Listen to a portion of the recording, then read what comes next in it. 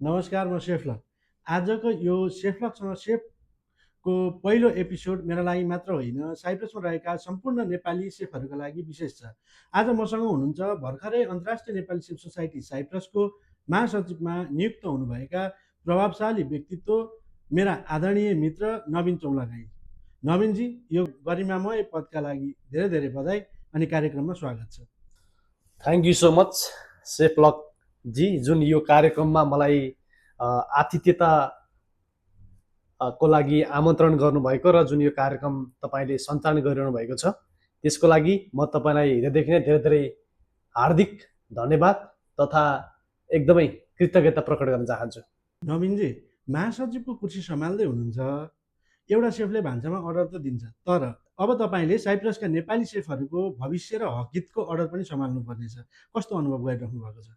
जुन यो ऐतिहासिक र एकदमै उत्कृष्ट प्रश्नको लागि विशेष गरी तपाईँलाई धेरै धेरै धन्यवाद व्यक्त गर्न चाहन्छु। जुन तपाईँले गर्नुभएको यो प्रश्नको उत्तर मैले दिँदै गर्दा मलाई एउटा के किसिमको गौरवको फिल भएको छ, अनुभूति भएको छ भने साइप्रसमा तपाईँले जुन हामीले भान्सालाई सम्हाल्दै गर्दा र जुन हामीले आइएनसिएसलाई सम्हाल्दै गर्दा त्यहाँभित्र पक्कै पनि विविध प्रकारका भिन्न भिन्न किसिमका कुराहरू त पक्कै पनि आउने नै छन्। मलाई जहाँसम्म लाग्छ जुन आइएनसिएस, जुन इन्टरनेसनल नेपाली सेफ सोसाइटी, जुन विश्वको 45वटा भन्दा बढी देशमा खुलिसकेको अवस्थामा हामीले पनि साइप्रसबाट केही हदसम्म केही नयाँ कुराहरूलाई जुन नेपाली सेफहरूको पहिचान, व्यक्तित्व र आगामी दिनमा हामीले गर्नुपर्ने कुराहरूलाई पक्कै पनि हामी निरन्तरता दिएर अगाडि बढ्नेछौँ। साइप्रसमा रहेका नेपाली सेफहरूका लागि तपाईँको कार्यकालको पहिलो स्पेसल डिस अर्थात् योजना के हुनेछ? जुन तपाईँले गर्नुभएको प्रश्न साइप्रसमा रहेका नेपाली सेफहरूको लागि स्पेसल डिस भनेर तपाईँले प्रश्न गर्नुभएको छ। जुन स्पेसल डिसको लागि हामीले वार्षिक कार्ययोजना बनाउँदैछौँ। जुन वार्षिक कार्ययोजना, जुन क्यालेन्डर हाम्रो तयारी हुँदैछ, यस पश्चात हामीले हाम्रो साइप्रसको जुन वार्षिक कार्ययोजना मार्फत चाहिँ पहिलो डिसलाई हामीले बजारमा ल्याउनेछौँ। त्यसको लागि केही समय तपाईँले प्रतीक्षा गर्नैपर्छ सेफलकजी। Thank you so much. अब यस सँगसँगै नेपालतर्फ पनि लागौँ। अहिले नेपालमा चाहिँ एउटा ठुलो हलचल भइरहेको छ, होइन? जेठ 1 र 2 गते झापाको दमकमा अन्तर्राष्ट्रिय नेपाली सेफ सोसाइटी तथा नेपाल सेफ सोसाइटीले चाहिँ सेकेन्ड नेसनल कुलिनरी च्यालेन्ज 2026 आयोजना गर्दैछ, जसमा चाहिँ 45वटा भन्दा बढी देशका सेफहरू चाहिँ नेपाल जाँदै हुनुहुन्छ, जहाँ सहभागी हुन। अघिल्लो साल पछिल्लो समय जुन कुलिनरी च्यालेन्ज प्रथम भएको थियो, जुन काठमाडौँको भृगुटी मण्डपमा, त्यसमा चाहिँ साइप्रसले पनि आफ्नो प्रस्तुति दिएको थियो। साइप्रसले पनि साइप्रस टिमले पनि सहभागी भएर एउटा फुड स्टल राखेर आफ्नो मौलिक खाना प्रदर्शन गरेको थियो भने यसपालि चाहिँ आइएनसिएस साइप्रसले यो इभेन्टलाई कसरी सपोर्ट गर्दैछ? के तपाईँहरू पनि सहभागी हुन जाँदै हुनुहुन्छ? यो एकदमै मलाई लाग्छ तपाईँले अहिले सोध्नुभएको प्रश्नहरूमध्येको विशेष र एकदमै प्राथमिकतामा रहेको मेरो पनि यो प्रश्न हो। सेफलकजीले जुन यो प्रश्न गरिरहँदाखेरि मलाई आफैलाई पनि गर्वको अनुभूति भएको छ। मलाई लाग्छ जुन यो कुलिनरी जुन कम्पिटिसन झापामा हामीले अन्तर्राष्ट्रिय नेपाली सेफ सोसाइटी जुन केन्द्रीय कमिटी मार्फत र विश्वका 45वटा देशहरूको सेफहरूको सहभागितामा भव्य रूपमा आयोजना हुँदैछ। यो हाम्रो लागि मात्र नभएर आगामी हामीसँगै जुन सेफ पेसालाई अगालेर अगाडि बढ्ने सेफहरू र उहाँको सन्ततिहरूको लागि एकदमै विशेष र ऐतिहासिक क्षण हुनेछ। मलाई लाग्छ तपाईँले जुन यो प्रश्न गरिरहँदाखेरि जुन हाम्रो अन्तर्राष्ट्रिय नेपाली सेफ सोसाइटी साइप्रसबाट पनि केही नयाँ कुराहरू र प्रतिनिधित्व हुन्छ कि हुँदैन भन्ने तपाईँले राख्नुभएको प्रश्नमा म के भन्न चाहन्छु भने पहिलो जुन हाम्रो ऐतिहासिक जुन कार्यक्रममा भृगुटीमा नभएको थियो, जुन कार्यक्रममा हामीले साइप्रसबाट पनि सहभागिता जनाएका थियौँ, त्यो बेलामा हाम्रो साइप्रसबाट हाम्रो अहिले वर्तमान कार्य समितिका सचिव हाम्रो समीर गिरीजी हुनुहुन्छ। उहाँले चाहिँ प्रतिनिधित्व गरेर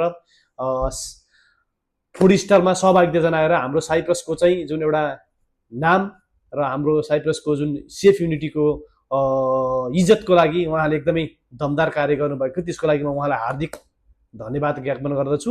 र जुन यो झापामा हुँदै गरेको कुलिनरी जुन यो आर्टमा चाहिँ हामीले साइप्रसबाट तत्कालै पोसिबल भएसम्म हामीले त्यसको लागि जुन कार्यक्रममा हाम्रो साइप्रसबाट पनि केही सेफहरूले प्रतिनिधित्व गर्न सक्नुहुनेछ। म तपाईँहरूलाई अहिले के कुराको जानकारी गराउन चाहन्छु भने ग्यारेन्टी त हामी अब विदेशमा कार्यरत छौँ, त्यसैले गर्दाखेरि सबै कुराहरू पोसिबल नहुन पनि सक्छ। आज पोसिबल भएसम्म हामीले सहभागिता जनाएर हाम्रो जुन कुलिनरी जुन झापामा हुँदैछ त्यसको लागि हामी विशेष रूपमा टेवा र सहयोग पुर्याउनेछौँ। यो प्रतियोगितामा चाहिँ नेपाली रैथाने खानालाई एकदम उच्च स्थान दिएको छ होइन। हामी युरोपमा बसेर पास्ता, पिज्जा, बर्गर जस्ता विभिन्न प्रकारका परिकारहरू बनाउँछौँ, तर दमकमा हाम्रै कोदो, फापर र गुन्द्रुकको प्रतिस्पर्धा हुँदैछ। यो रैथाने स्वादलाई अन्तर्राष्ट्रिय तारे होटलसम्म पुर्याउने आइएनसिएसको लक्ष्यबारे तपाईँ के भन्न चाहनुहुन्छ? जुन यो कुराहरू मलाई लाग्छ आजको दिनमा जुन विश्व हिजोको दिनमा एउटा शताब्दीबाट अहिले अर्को शताब्दीतर्फ र अर्को शताब्दीबाट अर्को शताब्दीतिर जाँदै गर्दाखेरि जुन आइएनसिएस जुन हाम्रो यो इन्टरनेसनल नेपाली सेफ युनिटी भनेर हाम्रो भान्चे साथीहरूले, हाम्रो आदरणीय अग्रज व्यक्तित्व सेफहरूले खोल्नु भएको जुन यो सेफ सोसाइटी छ, यो सेफ सोसाइटीको एउटा हाम्रो महत्त्वपूर्ण र एकदमै गम्भीर प्रश्न र प्राथमिकतामा रहेको कुरा भनेकै हाम्रो बजारमा रहेका रैथाने खानाहरूलाई इन्टरनेसनल बजार मार्फत इन्टरनेसनल जुन होटलहरूमा सम्म पुर्याउने हाम्रो योजना हो। किनभने म एउटा आजभन्दा लगभग 13-14 वर्ष अगाडि मैले होटल लाइनमा जुन यो सेफ पेसामा कार्यरत रहँदै गर्दाखेरि त्यो बेलाको सिचुएसन र मैले अहिले काम गरेको सिचुएसनमा धेरै कुराहरूको फरक पाएको छु।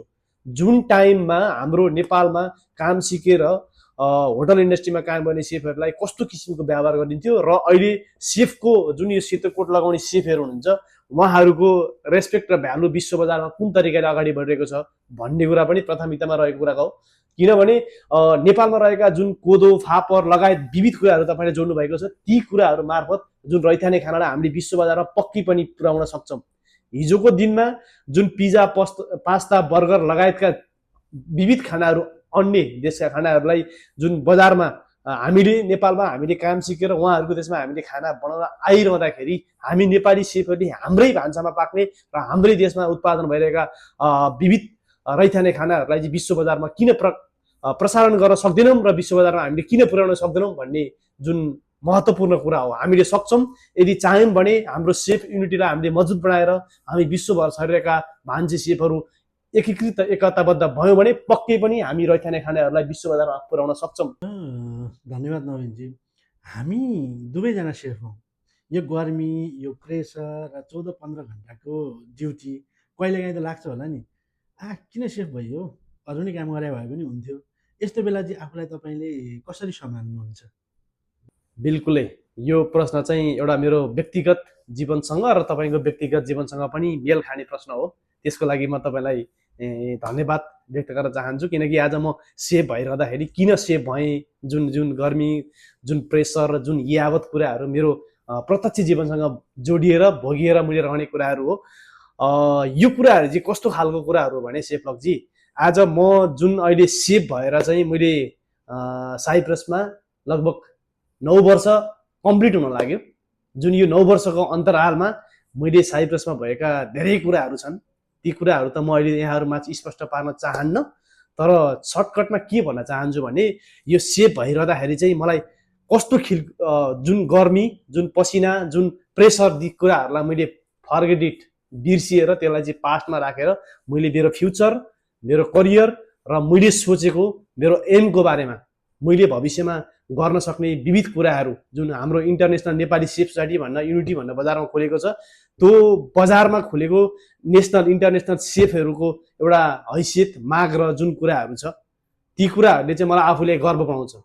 जुन प्रेसरलाई मैले बिर्सिन्छु, जुन मैले आफूलाई भइरहेको जुन गर्मीलाई मैले बिर्सिन्छु, जुन नयाँ नयाँ कुराहरू सिक्न पाउँदा र आगामी दिनमा म सेफ हुँ भन्ने मलाई चाहिँ एउटा गौरव र अत्यन्तै हर्षित फिल हुन्छ। त्यसको नवीनजी, अहिले साइप्रस नेपालबाट काम गर्न हस्पिटालिटी सेक्टरमा साइप्रस आउनेको जमात चाहिँ अहिले लामै छ, ठुलै छ भनौँ न।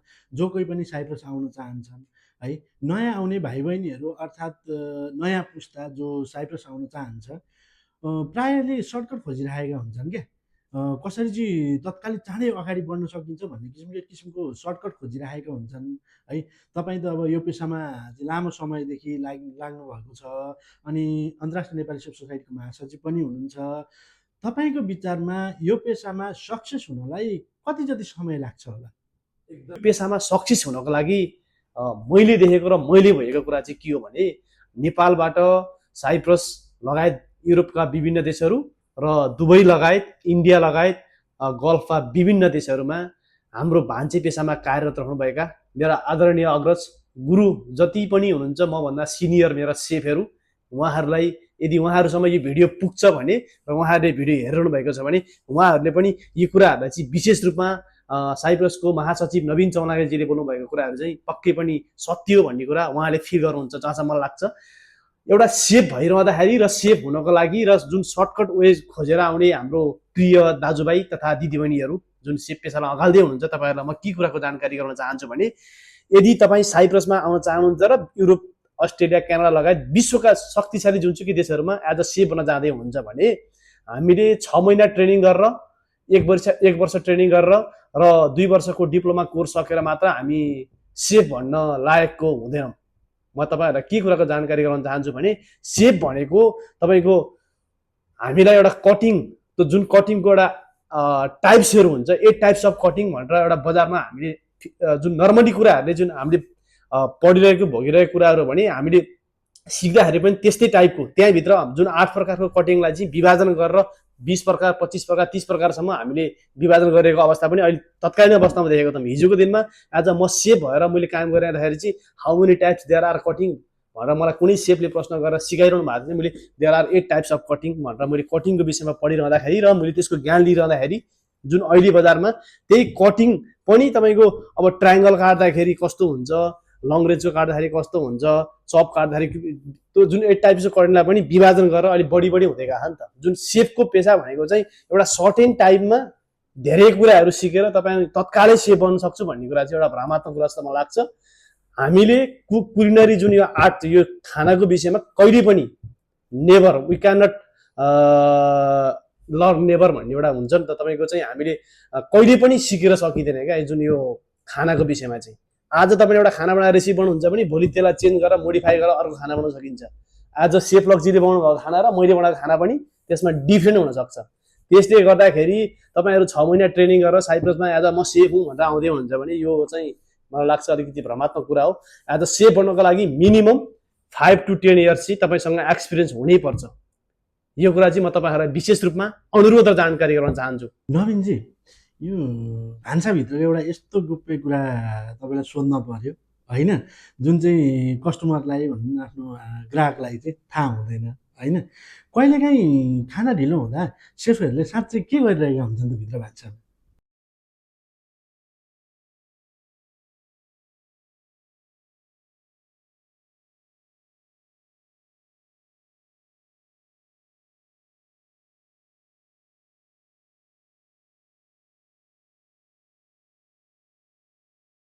चाहिँ बाहिर कस्टमरहरूले जुन आज म सेफ भएर मैले एउटा कुनै पनि खाना बनाउँदैछु भने त्यो टिपिकल्ली खाना चाहिँ कस्टमरबाट कस्तो खालको रेस्पोन्स आउला, जुन कस्टमरले सोच्ने दृष्टिकोण कस्तो होला होइन। एज अ कस्टमर बाहिर चाहिँ खानाको लागि प्रतीक्षामा बसिरहनु भएको छ भने म भित्र चाहिँ जुन उहाँहरूको बारेमा, उहाँहरूले दिने रियाक्सनको बारेमा र उहाँले दिने फिडब्याक र कमेन्टको बारेमा चाहिँ मैले सोचिरहेको अवस्था हुन्छु एज अ म सेफ भइरहेर कुकिङ गरिरहेको अवस्थामा चाहिँ। तपाईँको कुनै यस्तो दिन छ जुन दिन चाहिँ भान्सामा एकदमै धेरै कामको एकदमै चाप बढी भएको, समयमा चाहिँ घरको एकदमै धेरै याद आएर आँखाबाट आँसु खसेको त्यस्तो घटना, त्यस्तो समय केही छ? बिल्कुलै यो विषयमा चाहिँ तपाईँलाई म मेरो लागि मेरो व्यक्तिगत जीवनसँग मेल खाने प्रश्न यो पनि एउटा प्रमुख प्रश्न हो।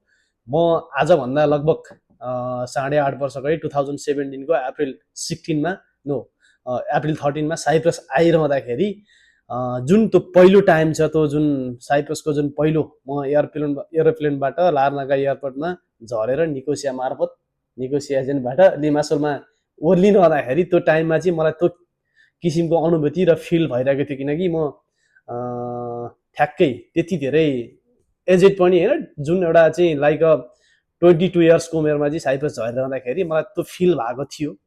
मैले काम गरेर जुन जुन होटलमा जुन रेस्टुरेन्टमा मैले काम गरिरहँदाखेरि त्यहाँको अघि पनि तपाईँले गर्नुभएको प्रश्न छ, जुन प्रेसर, त्यो गर्मी, जुन समरको टाइम थियो, त्यस पछाडि साइप्रसमा चाहिँ नेपाली सेफहरूको एकदमै न्यून मात्राको उपस्थिति अनि साथीभाइ भेट्नको लागि धेरै दिन धाउनुपर्ने, टाढा जानुपर्ने लगायत ती यावत कुराहरू र जुन यहाँको ल्याङ्ग्वेज, टोन, हरेक कुराहरूले मलाई चाहिँ अलिकति लागेको हुन्छ नि, डिफ्रेन्ट टाइपको फिल चाहिँ गराएको थियो पक्कै पनि।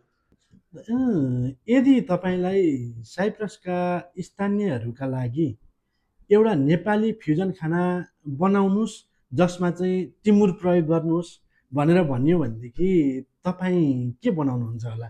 नेपाली टिमुरलाई प्रयोग गरेर मैले टोमेटो पिकललाई चाहिँ एकदमै बेस्ट वेबाट नेपाली फ्युजनलाई प्रयोग गरेर जुन नेपाली फ्युजनसँग भान्जासँग सम्बन्धित रहेर यहाँको मान्छेहरूलाई चखाउने कार्य चाहिँ गर्छु। सबभन्दा पहिलो प्रायोरिटी भनेको टिमुरलाई प्रयोग गरेर टोमेटो पिकल। कुराकानी त एकदम रमाइलो राम्रो हुँदैछ होइन। अब यस सँगसँगै थोरै अलिकति रमाइलो पनि गरौँ नवीनजी। यसलाई चाहिँ यो सेगमेन्टलाई चाहिँ मैले ऱ्यापिड फायर राउन्ड भनेर राखेको छु, जसमा चाहिँ नवीनजी तपाईँले 3 सेकेन्डभित्र उत्तर दिइसक्नुपर्छ। जस्तो कि मैले हजुरलाई प्रश्न सोध्छु, हजुरले झट्टै जवाफ फर्काउनु पर्ने हुन्छ है। त्यसमा चाहिँ कुनै पनि त्यो डेफिनेसन होइन, डिस्क्रिप्सन हुन्छ नि, यो यस्तो उस्तो भनेर चाहिँ नभनिकन म तपाईँलाई प्रश्न सोध्छु, तपाईँले चाहिँ झट्टै जवाफ दिनु पर्यो है त। तपाईँ तयार हुनुहुन्छ नवीनजी? सुरु गरौँ त। एकदमै। महासचिव पद कि सेफकोट? सेफकोट। दाल भात कि साइप्रसको मेजे? दाल भात। तारे होटल कि गाउँको लोकल स्वाद? अभियसली गाउँको लोकल स्वाद।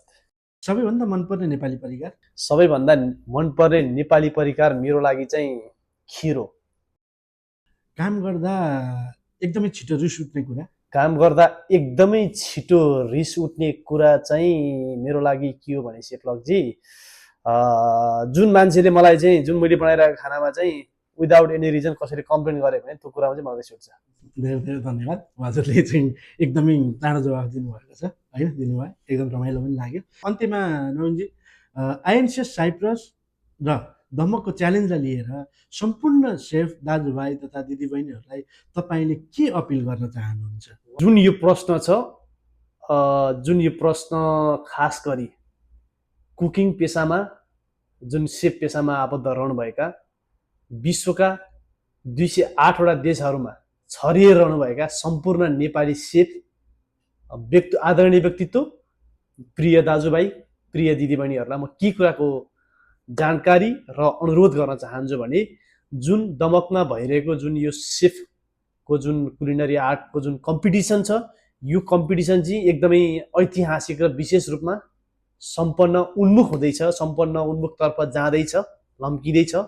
यदि तपाईँहरू पनि सेफ पेसामा आबद्ध हुनुहुन्छ र तपाईँको परिवार, तपाईँको दाजुभाइ दिदीबहिनीहरू, तपाईँको छरछिमेक एज अ फ्यामिली मेम्बर र फ्युचरमा तपाईँ कुनै पनि व्यक्तित्वहरू सेफ पेसामा आबद्ध रहन चाहनुहुन्छ र भोलिको दिनमा एज अ सेफ बन्न चाहनुहुन्छ भने जुन दमकमा भइरहेको जुन यो विशेष ऐतिहासिक फुड स्टल जुन कार्यक्रममा तपाईँहरूको सहभागिताका लागि म अन्तर्राष्ट्रिय नेपाली सेफ सोसाइटी साइप्रस च्याप्टरको महासचिवको हैसियतले सम्पूर्ण सेफ दाजुभाइ तथा दिदीबहिनीहरूलाई हार्दिक निमन्त्रणा गर्न चाहन्छु। Thank you so much.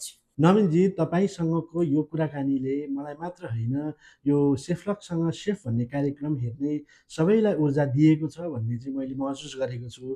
कार्यकालको तपाईँलाई सफलताको धेरै धेरै शुभकामना। थ्याङ्क यू सो मच सेफलकजी, जुन तपाईँले विश गर्नुभएको यो कुराहरूले पक्कै पनि मलाई मोटिभेट गर्नेछ आगामी दिनमा। त्यसको लागि तपाईँलाई म एकदमै हृदयदेखि नै आभार प्रकट गर्न चाहन्छु। Thank you so much once more. दर्शकबिन, यो थियो सेफलकसँग सेफको पहिलो एपिसोड।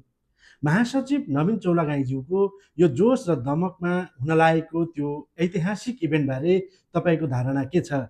कृपया कमेन्ट गर्नुहोला। धन्यवाद।